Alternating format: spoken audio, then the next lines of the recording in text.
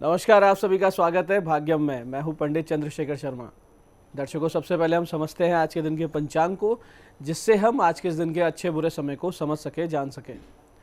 आज दिनांक है 28 अप्रैल सन 2024, विक्रम संवत 2081 चल रहा है। वैशाख मास है, कृष्ण पक्ष है, बसंत ऋतु है, तिथि चतुर्थी है, सुबह 8:24 तक। आगे पंचमी तिथि लग जाएगी और आज का वार है रविवार। आज के नक्षत्र की बात करें तो मूल नक्षत्र पूरे दिन और पूरे रात्रि है। योग शिव है। योग की दृष्टि से बहुत ही आध्यात्मिक दिन है। पूजा पाठ के लिए बहुत सुंदर दिन है। कार्य सिद्ध भी निश्चित रूप से होंगे, आप अच्छा प्रयास करेंगे तो। करण बालव है, सुबह 8:24 तक। आगे कौलव करण रहेगा, शाम बाद 8:15 तक। फिर तैतिल करण है। सूर्योदय का समय दर्शकों सुबह 5:50 का था और सूर्यास्त का समय शाम 6:58 का है। आज का राहु काल दोपहर बाद 4:30 से शाम 6 बजे के बीच रहेगा। इसे पूरी तरीके से टाल दीजिएगा। इसमें कोई शुभ कार्य नहीं करते हैं और लंबी यात्रा पे नहीं निकलना चाहिए। अभिजीत मुहूर्त आज दिन में 11:58 से दोपहर 12:50 के बीच है।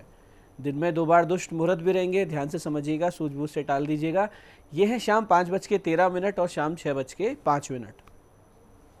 आज का दिशाशूल दर्शकों पश्चिम दिशा में। तो पहली कोशिश तो ये कि पश्चिम दिशा की यात्रा को आप टाल दें, लेकिन अगर जाना बहुत जरूरी है, अनिवार्य रूप से आपको पश्चिम दिशा की यात्रा करनी है, तो इसका परिहार करें। परिहार इस प्रकार होगा, पश्चिम की ओर मुख कीजिए, थोड़ा सा घी दलिया खाइए या पान खाइए और 5 कदम पीछे चलिए और इस दौरान अपने हृदय में भगवान श्री राम या अपने इष्ट का ध्यान करें, उनसे प्रार्थना करें और फिर इस दिशा की यात्रा करें। यात्रा भी अच्छी रहेगी, दिशाशूल नहीं लगेगा। आज का शुभ समय दर्शकों, यानी आज के दिन का सदुपयोग करने का जो समय है वो है सुबह 8 बजे से लेकर दोपहर 12:20 तक। फिर दोपहर बाद 2:10 से 3:40 तक। फिर शाम 7 से रात्रि 9 बजे के बीच। तीनों कालखंड बहुत अच्छे हैं, इनका पूरा सदुपयोग कीजिए। आज की चंद्र राशि दर्शकों धनु है, यानी चंद्रमा बृहस्पति की राशि धनु से गोचर कर रहे हैं, जिससे आज का ये दिन सभी 12 राशियों के लिए कुछ इस प्रकार रहने वाला है। सबसे पहले बात करते हैं मेष राशि की। तो मेष राशि वाले स्वास्थ्य लाभ करेंगे, होगा भाग्योदय। वहीं वृष राशि वाले लापरवाही से बचे। मिथुन राशि वालों को होगा पार्टनर से लाभ। तो कर्क राशि वाले पैसे के लेन देन से आज आपको बचना चाहिए। सिंह राशि वाले सम्मान प्राप्त करेंगे। तो कन्या राशि वाले ध्यान रखें कि अवसाद आप पर हावी ना हो जाए। तुला राशि वालों को मिलेगा अच्छा समर्थन। तो वृश्चिक राशि वाले कॉन्फिडेंस प्राप्त करेंगे। धनु राशि वाले रहेंगे आत्मविश्वास से लबरेज। तो मकर राशि वालों को नुकसान संभव है, तो कोई निवेश करें तो सावधानी से। कुंभ राशि वाले करेंगे धन लाभ और मीन राशि वालों को मिलेगा पिता से समर्थन और आशीर्वाद। अब करते हैं आज के दिन की ज्ञान चर्चा, जो आपकी हमारी अंत्यदृष्टि को, प्रज्ञा को जागृत करेगी। फिर आगे समझेंगे उन विशिष्ट उपायों को जो आपको समस्याओं से बाहर ले आते हैं और जीवन में सफल बना देते हैं। अंत में करेंगे आज के दिन की ज्योतिष मंत्रणा और समाधान। दर्शकों, एक बहुत ही सुंदर जीवन सूत्र विदुर नीति में आता है, जिसे आज हम समझेंगे और अपने जीवन में इस आचरण को उतारेंगे, इस व्यवस्था को अपने व्यक्तित्व में लाएंगे, जिससे हमें लौकिक और आध्यात्मिक दोनों प्रकार की सफलताएं प्राप्त हो। विदुर जी कहते हैं कि षड दोषाः पुरुषेण है हतव्या भूतिमिच्छिता, निद्रा तंद्रा भयम क्रोध आलस्यम दीर्घ सूत्रता। इसका अर्थ यह है कि संसार में उन्नति के अभिलाषी व्यक्तियों को 6 दोषों या कहें कि 6 दुर्गुणों का सदा के लिए त्याग कर देना चाहिए। ये 6 दुर्गुण है अति निद्रा, बहुत ज़्यादा सोना। तंद्रा यानी ऊँघना, यानी बैठे बैठे सो रहे। भय यानी कि बिना मतलब डरना। क्रोध यानी कि ज़बरदस्ती आप किसी चीज़ पर गुस्सा करें चला चला के। आलस्य यानी कि आप बिल्कुल ही अपने काम करने को भूल रहे हैं और बैठे हैं। और काम टालने की आदत, या कहें कि 1 घंटे में जो काम हो सकता है उसको 2 दिन तक उसको खींचना, उसके बाद करने की आदत। इन सब आदतों से आप सदैव असफल होंगे और इन्हें त्यागते ही आपको सफलता स्वतः ही अपनी ओर सामने से चलकर आती हुई दिखेगी। इसलिए इन दुर्गुणों को त्यागें और इनके विपरीत जो गुण है, यानी कि जो कर्मठता है, कम सोना, अपने काम पर ज़्यादा ध्यान देना, इसको अपने जीवन में उतारें। फिर देखें कैसे सफलता आपको सामने से आके मिलती है और आप टेंशन अवसाद से भी बच जाएंगे। ये काम करते रहेंगे, स्ट्रेस बिल्कुल नहीं हो सकता। तो दर्शकों, ये थी आज की ज्ञान चर्चा। अब बात करते हैं उन विशिष्ट उपायों पर जो आपकी सभी प्रकार की समस्याओं के समाधान बहुत ही सरलता से करते हैं और जिन्हें करके असफलता को बहुत पीछे छोड़ते हुए आप सफलता की ओर दृढ़ता से, तेज गति से अग्रसर होते हैं। सबसे पहले बात करते हैं उनकी जिनका जन्मदिन है। तो जिन का जन्मदिन है, आज आप सभी भगवान श्री कृष्ण को माखन मिश्री और फलों का भोग लगाएं। यथाशक्ति कृष्णाय वासुदेवाय हरे परमात्मने प्रणत क्लेश नाशाय गोविंदाय नमो नमः, इस मंत्र का जप करें और रात्रि के समय दूध और फलों का निर्धनों में वितरण करें। ऐसा आप करेंगे तो आने वाला वर्ष निसंदेह बहुत ही सुंदर और योग कारक बन जाएगा भगवान की कृपा से। ऐसे दर्शकों, जब भी आपको कोई बुरा स्वप्न आए तो आप देखिए कि उसका समय क्या है। ब्रह्म वेला के जो स्वप्न है वो बहुत ही जल्दी सत्य हो जाते हैं।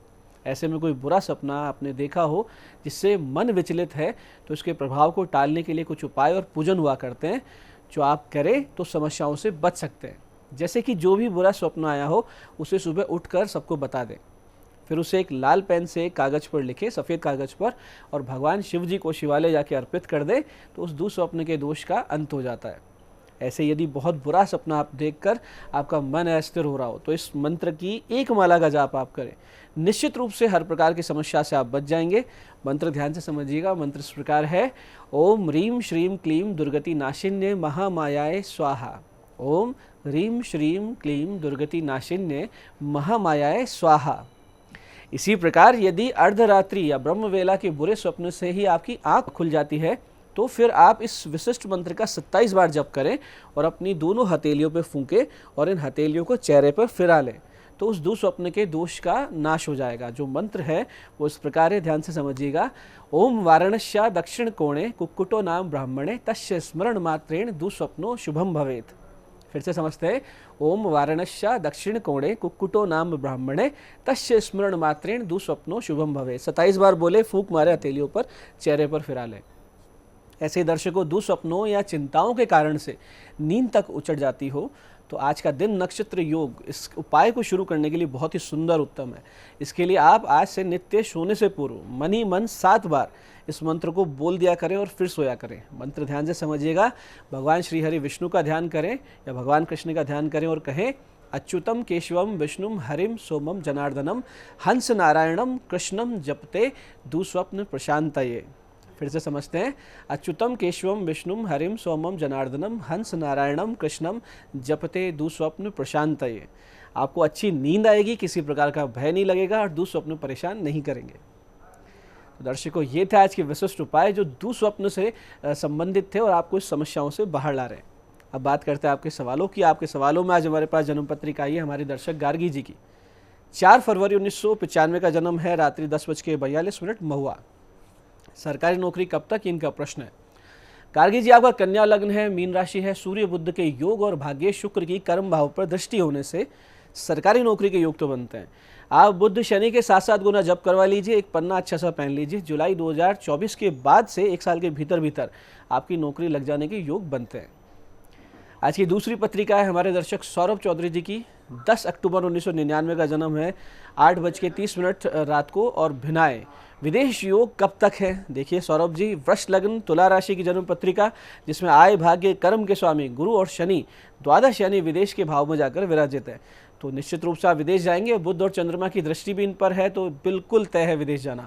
इसके लिए जो योग बनेंगे वो दिसंबर 2024 से बनेंगे और 10 से 15 वर्ष आप बाहर रहेंगे। इस प्रकार के योग जन्म पत्रिका में बनते हैं।